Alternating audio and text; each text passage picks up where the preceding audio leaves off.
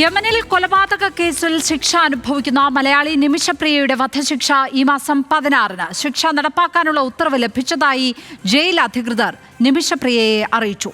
കൊല്ലപ്പെട്ട യമൻ പൗരന്റെ കുടുംബം മാപ്പ് നൽകിയാൽ മാത്രമേ ഇനി ശിക്ഷ മരവിപ്പിക്കാൻ സാധിക്കൂ. അവസാനവട്ട ചർച്ചകൾക്കായി നിമിഷപ്രിയയുടെ അമ്മയും നിയമസഹായ സമിതി അംഗങ്ങളും യമൻ പൗരന്റെ കുടുംബവുമായി കൂടിക്കാഴ്ച നടത്താനും ശ്രമിക്കുന്നുണ്ട്.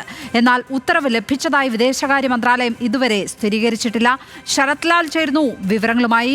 ശരത്ത്, വിദേശകാര്യ മന്ത്രാലയത്തിന്റെ ഭാഗത്ത് നിന്ന് ഒരു സ്ഥിരീകരണം ഉടൻ നമ്മൾ പ്രതീക്ഷിക്കുന്നുണ്ടോ? ഇനിയിപ്പോൾ പ്രതീക്ഷകൾ അവസാനിക്കുന്നു എന്ന് വേണമോ മനസ്സിലാക്കാൻ? 16-ന് വധശിക്ഷ ഉറപ്പിച്ചിരിക്കെ മറ്റെന്തൊക്കെ സാധ്യതകളാണ് ഇനി മുന്നിലുള്ളത്? ലക്ഷ്മി, ഇനി ഏക സാധ്യത എന്ന് പറഞ്ഞാൽ, അല്ലെങ്കിൽ തന്നെ ഈ ശരീഅത്ത് നിയമം നടപ്പിലാക്കുന്ന സ്ഥലങ്ങളിൽ ഏക സാധ്യത എന്നത് കൊല്ലപ്പെട്ട ആൾക്ക് ധനം നൽകിയിട്ട് വധശിക്ഷയിൽ നിന്ന് മോചിതരാവുക എന്നതാണ്. ഇത് സംബന്ധിച്ച ചർച്ചകൾ നടത്താൻ വാർത്തകൾ ശരിയാണെങ്കിൽ 8 ദിവസവും കൂടി ബാക്കിയുണ്ട്.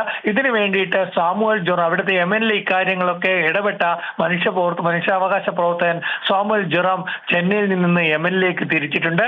അദ്ദേഹത്തിന് അവിടെ ചെന്ന് നിമിഷയുടെ അമ്മയോടും അടക്കം മാതാപിതാക്കളെയും അല്ലെങ്കിൽ കൊല്ലപ്പെട്ട യമന്റെ അടുത്ത കുടുംബാംഗങ്ങളെയും സന്ദർശിക്കും. അവരുമായിട്ട് ദയാവധത്തെക്കുറിച്ച് ചർച്ച നടത്തും എന്നാണ് നമുക്ക് ഏറ്റവും അവസാനം ലഭിച്ച വിവരം. വളരെ പ്രധാനപ്പെട്ട ഒരു കാര്യമാണ് ലക്ഷ്മി ഇപ്പോൾ ചോദിച്ചത്. ഇന്ത്യൻ എംബസിക്കോ അല്ലെ ഇന്ത്യൻ സർക്കാരിനോ ഇക്കാര്യത്തിൽ ഇനിയൊന്നും ചെയ്യാനില്ല. കഴിഞ്ഞ ദിവസം തന്നെ കഴിഞ്ഞ പാർലമെന്റ് സമ്മേളനത്തിൽ, ഓഗസ്റ്റ് സമ്മേളനത്തിൽ വളരെ വ്യക്തമായിട്ട് തന്നെ കേന്ദ്ര വിദേശകാര്യ മന്ത്രി പാർലമെന്റിൽ വ്യക്തമാക്കിയതാണ്. ജോൺ ബ്രിട്ടാസ് എംപിക്ക് നൽകിയ മറുപടിയിൽ അദ്ദേഹം പറഞ്ഞതാണ്, ഇനി മുതലുള്ള കാര്യങ്ങൾ ഇടപെടേണ്ടത് നിമിഷപ്രിയയുടെ കുടുംബവും അതേപോലെ കൊല്ലപ്പെട്ട യമൻ സ്വദേശിയുടെ പൗരന്റെ കുടുംബവുമാണ്. ഇത് തന്നെയാണ് ഇപ്പോഴത്തെ അവസ്ഥ.